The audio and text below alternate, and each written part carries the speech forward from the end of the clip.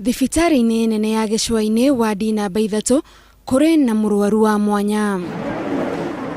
Mũrwaru orokire gũkũ na mũrimũ ũgegetie aingĩ kuona nĩ gĩcanjama gĩtarĩ kĩiguĩka.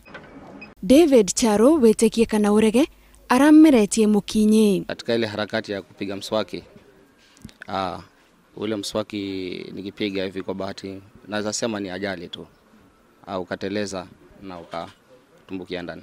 No hihiri aragire kugucia niki utanameruka. Ukateleza kidogo, nilipojaribu kuvuta kwa sababu ya ile maji ukawa nikifuta hivi mikono inateleza. Sasa ukaenda polepole mpaka ukafika chini kabisa pale kwa koo. Ni undu uramumakirie na arabereria thabarĩ ya gwetha motungata ma ũrigitani, na thutha wa guthie thibitarĩ itiganĩte makiremagwo kumutungata, arathie nginyagia thibitarĩ ĩno nene ya Gĩcũa-inĩ kuria madagĩtarĩ mahotire kuruta mũkinyi ũyũ. Kwa kweli nilipanic. Sasa ikabidi nikakimbilia usafiri kwenda hospitalini. Madagĩtarĩ mahũthĩrire njĩra cia kĩrĩu iria mũndũ atarabatara gũthĩnjwo rĩrĩa ararutwo kĩndũ mwĩrĩ-inĩ wake. Nashukuru sana kwa teknolojia hii ya kisasa. Kwa sababu kama labda ingekuwa nikatwe, labda pengine ningekaa sana kwa hospitali.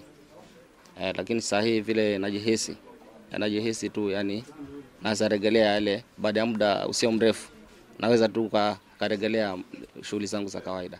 Mũrũ wa nyina na Charo augĩte nĩ maramakirio nĩ gĩcanjama gĩkĩ, ona gũtuĩka marauga nĩ mũtino ta ũrĩa ũngĩ, magĩteanĩria ndeto cia andũ arĩa makoretwo makiuga kwaya gũkorwo Charo nĩ kũrogwo ararogirwo. Kuhusu mkasa huu ni nadra sana mtu kusikia meza mswaki. Wengi kuelezea story hii hawezi amini, wanasema ni mazingaumbwe, yani uchawi. Lakini kwa imani yangu ama kwa maoni yangu vile naona, hii ilikuwa ni ajali tu kama ile nyingine. Rĩrĩ nĩrĩo rita rĩa mbere thibitarĩ nene ya Gĩcũa-inĩ kuhuthira utaramu uyu wa kĩrĩu wa kuruta kĩndũ kĩnene mwĩrĩ-inĩ wa mũndũ. Ngiribotera Inooro TV, njĩtagwo Gathoni wa Jihia.